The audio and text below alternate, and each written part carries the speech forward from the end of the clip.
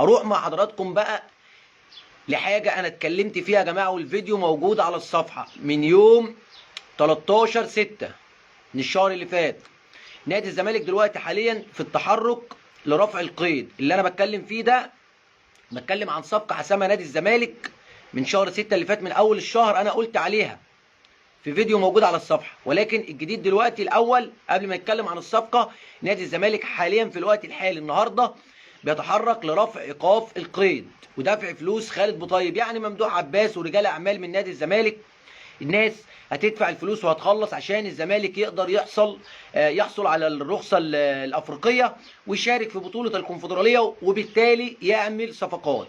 الزمالك بيعمل ايه دلوقتي يا جماعه؟ قبل ما اتكلم لكم عن نجم الاهلي اللي انا قلت ماضي للزمالك، نجم من النادي الاهلي ماضي لنادي الزمالك. الزمالك دلوقتي يا جماعه اي لاعب بيلاقيه في سكته بيمضيه. يعني بيمضيه